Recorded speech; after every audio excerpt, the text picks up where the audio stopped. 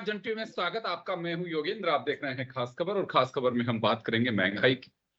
Fuel price बढ़ने के बाद सीएनजी हो, चाहे डीजल पेट्रोल के दाम हो या रसोई गैस हो, उसके दाम बढ़ते ही सियासी पारा भी चढ़ गया है। सरकार का कहना है कि दुनिया में जिस तरह से ग्लोबली क्राइसिस है फ्यूल का युद्ध के चलते, तो इससे भारत कैसे अछूता रह सकता है। लेकिन फिर भी भारत ने इतने वक्त तक इसे संभाल के रखा और आम जन को महंगाई की मार नहीं झेलने दी। ये कहना है सरकार का। विपक्ष हमलावर है। विपक्ष का कहना है कि केवल बंगाल चुनाव तक रोका गया था और ये पहले से तय था कि बंगाल चुनाव के बाद या 5 राज्यों के विधानसभा चुनाव के बाद महंगाई का बम फटना ही। चले खैर, यहां तक भी अगर ये बम फटता है तो भी कोई बात नहीं है, लेकिन लगता है कि अभी और पिक्चर बाकी है। महंगाई की चपेट में आपको और आना पड़ सकता है। उसकी वजह साफ है। आपको ध्यान होगा कि 2 दिन पहले ही, अभी हाल ही में जब मोदी 5 देशों के टूर पे हैं, तो उन्होंने कहा भी है कि नीदरलैंड्स में भी कि हमें स्थिति से निपटने के लिए तैयार रहना चाहिए, क्योंकि अगर हालात नहीं सुधरे तो गरीबी बढ़ सकती है। गरीबी बढ़ने का मतलब है कि आपकी बेरोजगारी भी बढ़ सकती है। सरकार डायरेक्टली नहीं कहे, लेकिन इनडायरेक्टली सिचुएशन ऐसी है। अगर यह युद्ध नहीं रुकता है तो जो लोग खाड़ी देशों में या कहीं पे भी जो जॉब्स कर रहे हैं, उन लोगों की जॉब्स पे संकट होगा। उसका भार भारत को भी आ सकता है। खैर, अगर उत्तराखंड की बात करें तो उत्तराखंड में कांग्रेस और यूकेडी इस वक्त हमलावर हैं। वो सत्ता पक्ष यानी कि बीजेपी को ये कहकर के घेर रहे हैं कि अब डबल इंजन की सरकार का क्या होगा। तो चले, हमारे पैनलिस्ट तैयार हैं, हम उनसे जानना चाहेंगे और उनसे बात करेंगे कि विवाद कायर क्यों है।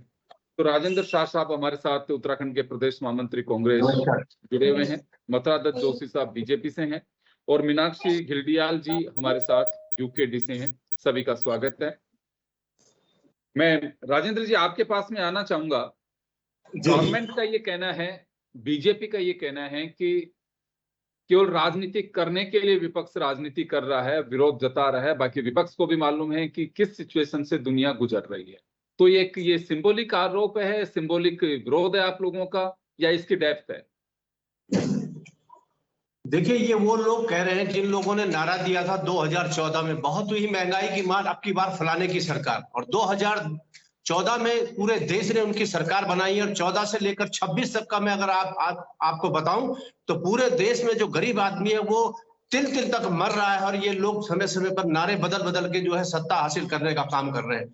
बंगाल चुनाव से पहले इन्हीं की पार्टी के नेताओं के बयान आए और उन्होंने कहा कि किसी भी कीमत पर तेलों के दाम नहीं बढ़ेंगे। और आज स्थिति क्या है। और मैं याद दिलाना चाहता हूं, 2014 में डॉक्टर मनमोहन सिंह जी की सरकार में 158 रुपए प्रति बैरल तक जो है क्रूड ऑयल गया था। और उस समय के दाम मैं नहीं बताना चाहता, आपके माध्यम से आप ही बताएं कि उस समय क्या दाम थे पेट्रोल और डीजल के। और उसके बाद न्यूनतम स्तर पर 2014 के बाद आज तक इनकी सरकार रही है 39 बैरल प्रति, मतलब क्रूड ऑयल जो है $39 प्रति बैरल तक गिरा है। उसका फायदा किसको दिलाया इसमें? क्यों नहीं पेट्रोल के दाम आपने कम करे? 32, 34, 36, ज्यादा से ज्यादा 50-60 लीटर होना चाहिए था, 60 रुपए प्रति लीटर होना चाहिए था। उसके दाम तो आपने अपने दोनों अडानी और अंबानी की जेब में डाल दिया और जनता के ऊपर बोझ डाल दिया। और आज आप बात कर रहे हैं उसकी महंगाई, इनको कहने का कोई हक नहीं है। और जहां तक सवाल विपक्ष का है, विपक्ष पूरी तरह से फेल हो चुका है और ये समय समय पर तरह तरह के नारे देकर जो लोगों को बरगलाने का काम करता है। आप कह रहे हैं विपक्ष फेल हो चुका है, विपक्ष फेल हो रहे हैं, आप खुद ही मान रहे हैं। विपक्ष क्यों फेल हो रहा है? विपक्ष इसलिए फेल हो रहा है कि ये जो नारे हैं ये झूठे नारे हैं। बहुत बेरोजगारों पर हुआ वार, इस बार बेरोजगारों की सरकार, उसके बाद महिला सुरक्षा का सवाल इन तमाम। लेकिन ये जिस तरह का पैटर्न इनका चल रहा है पूरे, अभी पश्चिम बंगाल में क्या हुआ मैं उस तरफ नहीं जाना चाहता महंगाई की, क्योंकि महंगाई के ऊपर बातचीत है। ये वोट लूट करके, वोटों को खरीद करके जो है ये चुनाव जीतने का काम कर रहे हैं। जनता इन्हें नहीं जिता रही है, ये हेराफेरी से जीत रहे हैं। चले, मैं वापस आपके पास में आऊंगा। मीनाक्षी जी हमारे साथ यूकेडी से जुड़ी हुई हैं। मैम, आप लोग भी इस पे विरोध जता रहे हैं।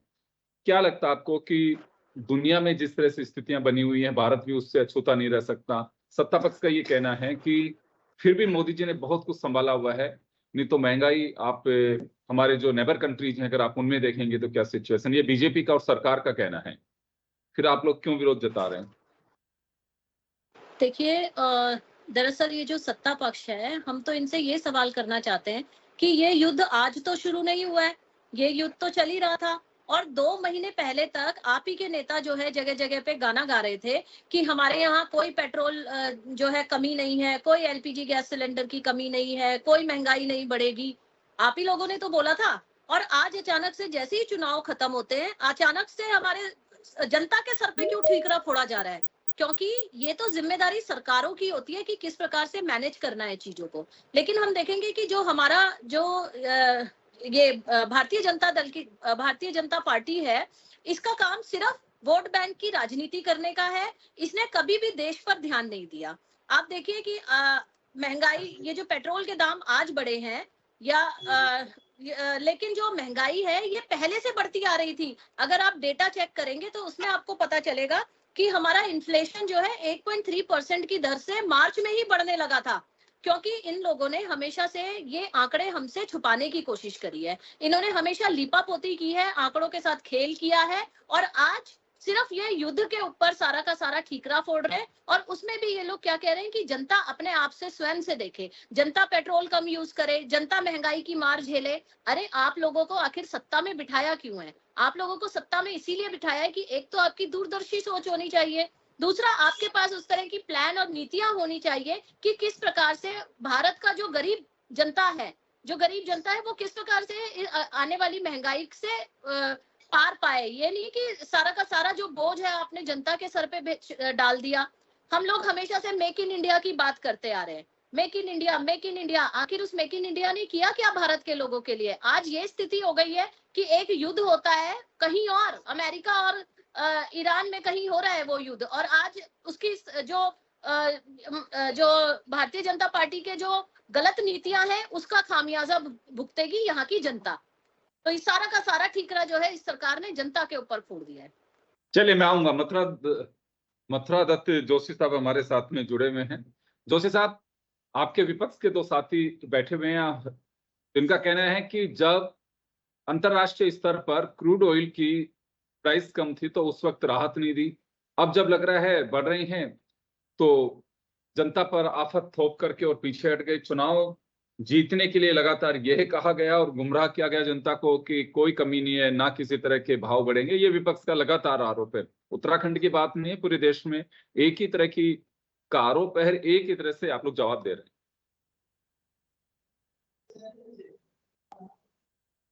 जी अनम्यूट करिए, म्यूट है सर आपके यहाँ से, म्यूट, आप अनम्यूट करिए। जी जोशी साहब आपके यहाँ से, हाँ अनम्यूट है। जी प्लीज रिप्लाई। आवाज आ रही मेरी? जी बोलिए। देखिए योगीन जी, सरकार कहीं किसी को गुमराह नहीं कर रही है, न सरकार जनता पर कोई भी अलग से कोई बोझ डालना चाहती है। सरकार का काम है जनता के हित में काम करना और जनता को ज्यादा से ज्यादा सहूलियतें देना, और न कहीं चुनाव का कोई इससे लेना देना नहीं है। चुनाव जब हो रहा था तब हो रहा था, लेकिन आज जो अंतर्राष्ट्रीय स्तर पर गैस पेट्रोलियम पदार्थों के दामों में जिस तरीके की बढ़ोतरी हुई है, और वो सरकार के सामने भी मजबूरी है कि उनको कुछ न कुछ दाम बढ़ाने पड़ेंगे। बहुत से देशों की तुलना में हमने तो, हमारे यहाँ हमारी सरकार ने तो बहुत एक नॉमिनल वृद्धि की है। कोशिश हो रही है कि और अंतर्राष्ट्रीय स्तर पर तेल का निर्यात किया जाए, गैस आपूर्ति की जाए, और जितने भी महंगाई का जो मामला चल रहा है उसको कम से कम जनता के ऊपर डाला जाए। कोशिश है कि अधिक से अधिक और आयात हो। देखिए अंतर्राष्ट्रीय स्तर पर जैसे ही नॉर्मल संबंध हो जाएंगे और कुछ हार्मोज खुल जाएगा, खाड़ी के देशों में जो पश्चिमी एशिया का जो युद्ध चल रहा है और इराक और इजराइल का, उसमें जैसे ही कुछ कमी आएगी निश्चित रूप से महंगाई भी कम होगी, अन्य काम भी कम होंगे, विकास कार्य में भी तेजी आएगी। और भारतीय जनता पार्टी राजनीति करने के लिए इन चीजों को इस्तेमाल नहीं करती है, न इसमें राजनीति रोटियां सेकना चाहती है। माननीय प्रधानमंत्री जी ने जनता से एक अपील की है, और निश्चित रूप से जब जब देश में संकट आया है हर प्रधानमंत्री ने, चाहे वो किसी का भी कार्यकाल रहा हो, पंडित जवाहरलाल नेहरू से लेकर आज तक के प्रधानमंत्रियों का, जब जब संकट में आया तब माननीय प्रधानमंत्री गणों ने जनता से अपील किया कि भाई इसमें हमको कटौती करनी है और इसमें हमको जनता का सहयोग चाहिए। उतना बड़ा कोरोना काल हुआ, माननीय प्रधानमंत्री जी ने तमाम तरीके से जनता को संतुष्ट करने का काम किया और उस संकट से उबारने का काम माननीय प्रधानमंत्री जी ने किया। और हम उम्मीद करते हैं कि ये जो संकट हमारे सामने इस समय है, खाड़ी के देशों में जिस तरीके से युद्ध के हालात बन गए हैं और वहाँ शांति नहीं हो पा रही है, और हम उससे उबरने का काम करेंगे। और इनका सर ये कहना है, जोशी साहब आपके जो लोग साथी बैठे हुए हैं उन लोगों का ये कहना है कि यह सिचुएशन 5 राज्यों के विधानसभा चुनाव से पहले भी थी, लेकिन सरकार गुमराह जनता को सिर्फ इस वजह से करती रही कि हमारे पास किसी चीज की कोई कमी नहीं, ना फ्यूल की कमी है, ना गैस की कमी है, और हमारे पास में पूरा भंडार है, ना किसी तरह की कोई दर बढ़ेगी। इनका ये कहना है कि सिर्फ इलेक्शन के बाद ही सिचुएशन बदली है, उसके बाद तो सीज फायर है लगातार, सिचुएशन तो पहले बिगड़ी हुई थी। नहीं, ऐसी कोई सिचुएशन नहीं है। ये चुनाव के वक्त की बात नहीं है ना। मैंने कहा ना, भारतीय जनता पार्टी राजनीतिक हथियार के लिए इस तरीके की बातें नहीं करती है। राजनीतिक रोटियां सेकने के लिए हम इस तरीके की बातें नहीं करते हैं। ये अभी सिचुएशन बनी है, आपके सामने बनी, सबके सामने बनी है। आज देखिए, अमेरिका का राष्ट्रपति भी तमाम राष्ट्रों के दौरे करके हालात, अपने यहाँ के हालात सुधारना चाह रहे हैं। वहां भी स्थिति ऐसी है और कहीं ऐसा नहीं। जो जहाँ तेल, जो निर्यातक देश हैं, जो तेल का निर्यात करते हैं, उन देशों में ये स्थिति है। और अगल बगल के राष्ट्रों की तुलना हम करें तो 10-10 प्रति लीटर बढ़ाने का काम किया, हमने तो केवल 3 रुपए की बात कही है। और निश्चित रूप से उसमें भी माननीय प्रधानमंत्री जी का भी दौरा हो रहा है तमाम देशों का, जर्मनी और अन्य राष्ट्रों में माननीय प्रधानमंत्री जा रहे हैं। अंतर्राष्ट्रीय स्तर पर इसमें समझौते हो रहे हैं। हमें उम्मीद है कि निश्चित रूप से हम इस संकट से को भी पार करने का काम करेंगे। माननीय प्रधानमंत्री के नेतृत्व में एक बार देश फिर उठ खड़ा होगा और इस संकट का मुकाबला करेगा। प्रधानमंत्री जी ने कहा कि एक, चलिए मैं वापस आ रहा हूँ मीनाक्षी जी, आपके सवालों का जवाब दिया है जोशी साहब ने, तो लगता है विपक्ष सब काफी संतुष्ट होगा कि दुनिया में स्थितियां खराब हैं, इसी वजह से भारत भी उससे अछूता नहीं रह सकता। दोहरी बात बीजेपी करती नहीं है, जो आप आरोप लगा रहे हैं कि 5 राज्यों के विधानसभा चुनाव के मध्य कभी इस बात का जिक्र नहीं किया सरकार ने कि हमारे यहाँ किसी तरह की कोई कमी है और पैसे बढ़ेंगे, चुनाव के बाद में पैसे बढ़ाए गए, ये आप लोगों का आरोप है। लेकिन जोशी साहब का साफ कहना है कि किसी तरह का कोई वो नहीं है और ना कोई किसी तरह का फरेब है, ना जनता को भ्रम में रखा गया, ना बरगलाया गया है। सीधी बात है कि दुनिया में स्थिति है, इससे डबल इंजन की सरकार भी क्या कर सकती है। साहब ये देखिए कि जो हमारी भारतीय जनता पार्टी है, जब हमारे विश्व में संकट है, मान लिया हमने, और जनता जो है वो साथ देने को भी तैयार है, लेकिन आप ये बात करिए कि 2 महीने पहले तक जब ये लोग साफ, इनकी तो वीडियोस है, अब ये मानने को तैयार नहीं है कि अभी भी कोई संकट है, या मुझे अभी तक क्लियर नहीं हुआ है, क्योंकि 2 महीने पहले की इनकी वीडियोस हैं कि देश में कोई संकट नहीं है, देश में तेल की कोई कमी नहीं है, गैस की कोई कमी नहीं है, भंडार है और जनता को पैनिक होने की जरूरत नहीं है। आज अचानक से जनता के, आप ये बताइए कि जब इन्होंने सोना खरीदने की मांग को बोला कि सोना मत खरीदिए या फिर तेल जो है वो कम इस्तेमाल करिए, तो हम गरीब जनता की बात कर रहे हैं। हमारे देश के अंदर ज्यादातर जो है गरीब जनता और लोअर मिडिल क्लास रहता है। लोअर मिडिल क्लास को ना पेट्रोल से ज्यादा मतलब है और ना ही उसे सोने से ज्यादा मतलब है, लेकिन इन सबके दाम बढ़ने से जो उसकी जरूरत की सामान है उसके दाम बढ़ेंगे, उसके बारे में इस सरकार ने जनता के बीच में पैनिक क्रिएट कर दिया। और आप एक चीज नोटिस करिएगा कि ये जो पेट्रोल पंप है, अचानक से आप देखेंगे कि जियो के और रिलायंस के पेट्रोल पंप लगातार आपको सड़कों पे दिखेंगे। अचानक से इन पेट्रोल पंप्स की बाढ़ आ गई और आज अगर पेट्रोल नहीं मिल रहा है और लिमिटेड जो पेट्रोल मिल रहा है वो इन्हीं पेट्रोल पंप्स पे मिल रहा है, रिलायंस और जियो पे लिमिटेड पेट्रोल पंप मिल रहा है, क्योंकि कहीं ना कहीं ये जो सरकार है अपने इन साथियों को, अपने ये जो अंबानी और अडानी है, इनका मार्केट यहाँ पे सेटल करना चाहती है। और यही कारण है कि इनके ही पेट्रोल पंप पे अभी तेल नहीं मिल रहा है और बाकी जगह पे अभी तेल अवेलेबल है। लेकिन जिस तरह से महंगाई बढ़ रही है, अभी सिर्फ 2 या 3 रुपए इन्होंने बढ़ाया है पेट्रोल में, लेकिन आने वाले समय में आप देखिएगा 25 से 30 रुपए पेट्रोल में बढ़ने वाला है। और हम तो ये कह रहे हैं कि हमारा जो मैं उत्तराखंड की बात करती हूँ, हम एक क्षेत्रीय दल है, हमारा जो यहाँ पे पानी का इतना बढ़िया सोर्स है, जो हम सोलर के माध्यम से हम इतनी एनर्जी यहाँ पे प्रोड्यूस कर सकते हैं कि हमें पेट्रोल की जरूरत ना पड़े। लेकिन क्यों नहीं हम लोग इस तरफ शिफ्ट हो रहे हैं? क्योंकि कहीं ना कहीं देखिए, मैं पहले भी बोल चुकी हूँ कि अंबानी और अडानी को प्रॉफिट पहुंचाना है, तो उनको प्रॉफिट कैसे पहुंचाया जाए? अगर सोलर में शिफ्ट हो गया तो कैसे ये उनको प्रॉफिट मिलेगा? और जो आज ये अन्य देशों की गाथा गा रहे हैं, अन्य देश के किसी प्रधानमंत्री ने जनता से इस प्रकार की अपील नहीं की है। अब वो लोग अपने, अगर उनकी अपनी नीतियां खराब हैं या अपनी नीतियों को ठीक करने की कोशिश कर रहे हैं, और लगातार हम ये बात बोलते आ रहे हैं। देखिए, मैंने पहले भी कहा कि ये जो महंगाई बढ़ रही थी, ये पहले से बढ़ रही थी। आप आंकड़ों पे अगर जाएंगे तो हमारी जो इकोनॉमी है, जिसे हम ढिंडोरा पीटते फिरते हैं कि हम 3rd लार्जेस्ट इकोनॉमी बनने वाले हैं, हम आज 5th पायदान से 6th पे पहुंच गए। हमारी जो पर कैपिटा जीडीपी है वो बांग्लादेश से भी कम हो गई है। तो ये वो आंकड़े हैं जो सच्चाई बताते हैं और आंखें खोलते हैं। तो मुझे लगता है कि हमेशा वोट बैंक की राजनीति करने की बजाय यदि देश पे ध्यान दिया होता तो आज स्थिति इतनी बुरी नहीं होती। और बुरी स्थिति तो अब आने वाले समय में होगी। उसके बावजूद भी सरकार समाधान नहीं बता रही है। आप इनसे पूछिए कि रशिया से तेल क्यों नहीं खरीदा जा रहा है? रशिया से तो खरीदा जा सकता था, क्यों नहीं खरीदा जा रहा? क्योंकि इन्हीं की सरकार ने रशिया के साथ भी संबंध बिगाड़े हुए हैं। रशिया से तेल खरीद के प्रोसेस करके यूरोप में बेचा गया। तो ये सारी जो मैनेजमेंट की जो कमी है, जो इनकी नीतियों की कमी है, वो आज जनता भुगतेगी और आने वाले समय में भी जनता भुगतेगी। और जो इन्होंने आंकड़ों की बाजीगरी करके जनता की आंखों में धूल झोंका है, इसका ये भी जनता समझेगी। आने वाले समय में जनता को सब समझ आएगा। मैं चले वापस आऊंगा आपके पास में।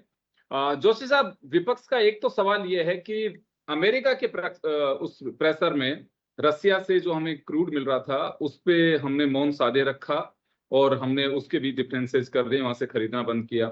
दूसरा, ईरान से जो हमें मिल रहा था पहले, बहुत ज्यादा हम डिपेंड नहीं थे, धीरे धीरे कम कर दिए थे, लेकिन उसको भी हमने बंद कर दिया।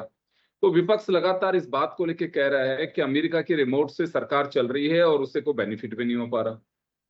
नहीं, सारी बातें बेबुनियाद आरोप है और मेरे ख्याल से आधी अधूरी जानकारी मीनाक्षी बहन को आधी अधूरी जानकारी है। आज भी आधी अधूरी नहीं है सर, आप आंकड़े चेक करिएगा, आंकड़े चेक करिएगा। मैं आंकड़े देख के बात कर रही हूँ। मीनाक्षी जी, आ रहा हूँ जी। क्या जरा मुझे जवाब देने दीजिए। आप बोल लीजिएगा अपनी जगह पे, कोई दिक्कत नहीं। जी जी जी जी, प्लीज कंटिन्यू प्लीज। मैं इसलिए बहन को आधी अधूरी जानकारी कह रहा हूँ कि 60% तेल आज भी रूस से आता है, रशिया से आ रहा है। लेकिन अगल बगल के राष्ट्रों में जहां इस समय जिस तरीके का संकट है, जो स्थिति बन रही है, आप बताइए, खाड़ी के देशों में तेल का उत्पादन ठप है, बिल्कुल ठप है। कहीं पर भी तेल का उत्पादन नहीं हो रहा। आप जाने हार्मोज बंद है, जहां से आयात होना चाहिए वो बंद है। वेनेजुएला की हार्मोज तो सर एक रूट है, वो तो एक जलडमरू है, उससे पासिंग वे जो है वो है, वहां से निकलना है हमारे को। पासिंग वे में दिक्कत आ रही है। अभी जब तक उसका समाधान नहीं होता, इसलिए संकट है। और ये बातें इसलिए कही जा रही हैं कि ताकि जो हमारा स्टॉक है, वो स्टॉक में थोड़ा सा कमी आएगी। तो हमारा स्टॉक अगर 3 महीने का भी है, माननीय तेल मंत्री जी ने पार्लियामेंट में कहा कि हमारे पास 82 दिन का स्टॉक है और हम लगातार निर्यात भी कर रहे हैं। ऐसा नहीं है कि निर्यात नहीं, आयात नहीं कर रहे हैं, आ रहा है, माल आ रहा है, सब कुछ हो रहा है। लेकिन कहीं न कहीं अपने पास भी आपने स्टॉक रखना पड़ेगा। एक बात, जहां पर अभी मेरी बहन ने सोने की बात की, सोना तो जब युद्ध हुआ ही नहीं था तब से बढ़ रहा है।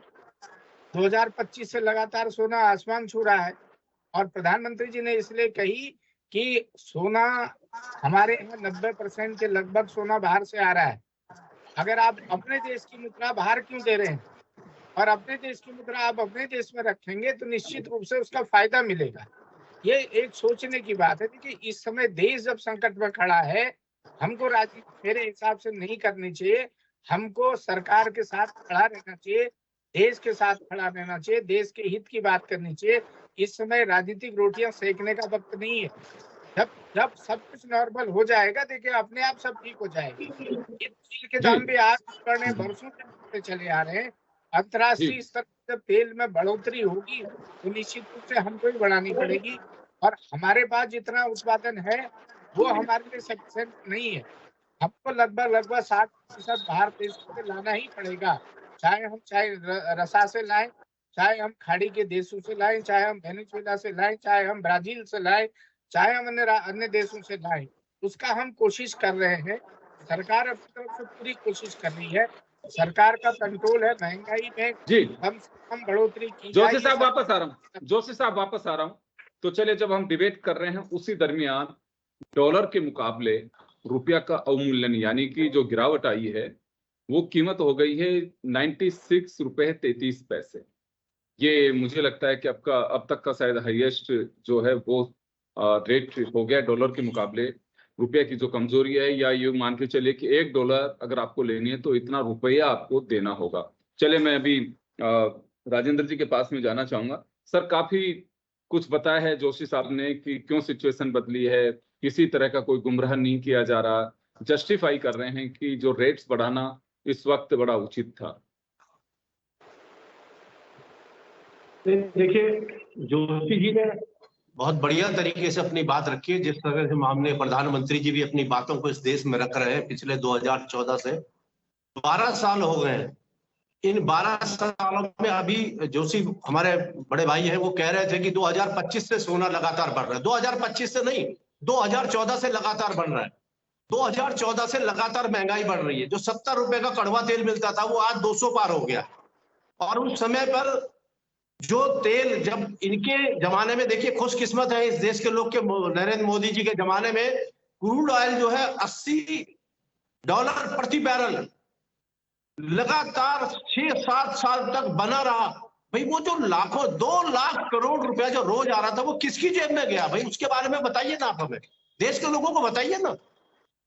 क्यों नहीं उस समय आपने उपभोक्ताओं को फायदा दिया? उस समय पे देश की जनता को फायदा दे देते आप, 2025 तक दे देते। ये तो 26 में लड़ाई हुई है। और क्यों खड़े हुए भैया आप अमेरिका के साथ? अमेरिका तो कभी हमारे साथ रहा ही नहीं है। क्यों खड़े हुए आप? ईरान और सोवियत संघ से लगातार बहुत सस्ता तेल हमें मिल रहा था।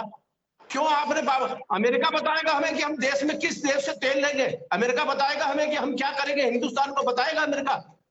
क्या वजह थी प्रधानमंत्री जी ने वहां क्यों घुटने टेक दिए?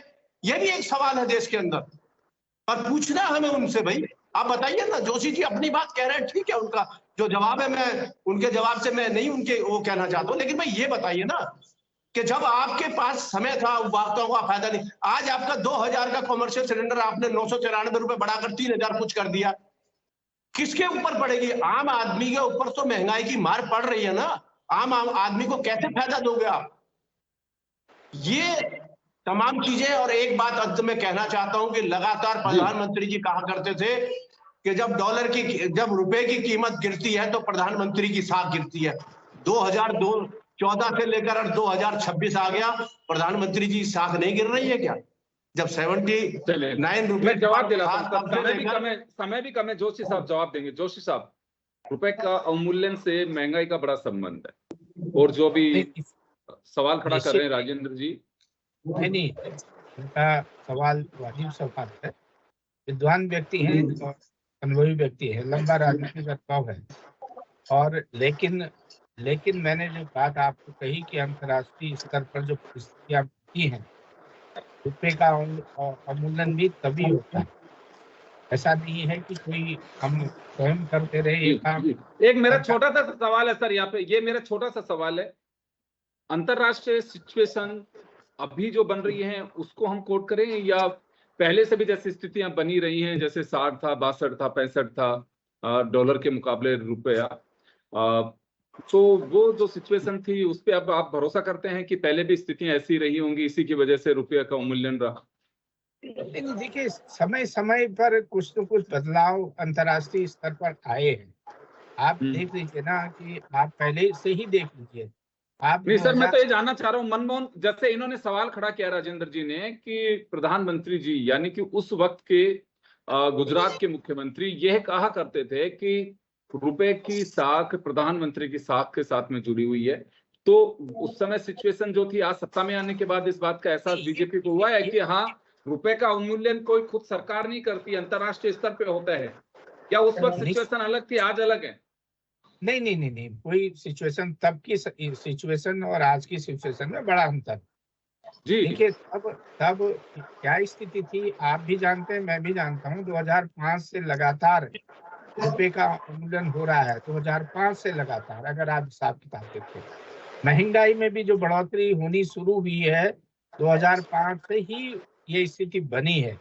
और अब जब अंतर्राष्ट्रीय स्तर पर ऐसी स्थिति आ गई है कि आज आपने कई मोर्चों पर आपने मुकाबला करना है। आपने अपना आयात निर्यात का बैलेंस भी बनाए रखना है, अंतर्राष्ट्रीय व्यापार को भी गिरावट नहीं आने देनी है। अंतर्राष्ट्रीय स्तर पर आपने तमाम समझौते ऐसे करने पड़ते हैं कि जो राष्ट्र के हित में हो और राष्ट्र को आगे ले जाना है। आज हम विश्व की तीसरी महान शक्ति बनने जा रहे हैं प्रधानमंत्री जी के नेतृत्व में। तो कई चीजें हैं। आप देखिए, कुछ समय की बात है, माननीय प्रधानमंत्री जी ने भारत की जनता से, देश की महान जनता से अपील की है, निवेदन किया है, आग्रह किया है कि कुछ चीजों में अगर हम लोग कटौती करेंगे तो निश्चित रूप से हम इस जो संकट हमारे सामने आया है, इस संकट से हम उबरने का काम करेंगे और देश को आगे ले जाने का हम काम करेंगे। तमाम तरह के काम इस देश में चल रहे हैं। आज जिस तरह से इंफ्रास्ट्रक्चर बढ़ रहा है देश का, देश में तमाम गति से आपके विकास के कार्य हो रहे हैं। जी, ऐसे चलिए मैं कार्य- माफी चाहूंगा सर, मैं रोकना चाहूंगा, तमाम अतिथियों को रोकना चाहूंगा। तो चलिए, खैर उत्तराखंड की बात नहीं है, सियासत महंगाई पे पूरे देश में ही सब जगह चल रही है, जहां पे विपक्ष हमलावर है और बीजेपी ये कहते हुए अपनी बात बनाने की कोशिश कर रही है, जस्टिफाई कर रही है कि महंगाई क्यों बढ़ रही है, जिसकी वजह क्या है। तो लगातार आप ये बात सुन रहे हैं और मुझे लगता है कि ये सियासत या सियासी पारा यही थमने वाला नहीं है, ये आगे भी इसी तरह से जारी रह सकता है। सभी का बहुत बहुत शुक्रिया। खास खबर में इतना ही, दीजिए इजाजत, नमस्कार। धन्यवाद।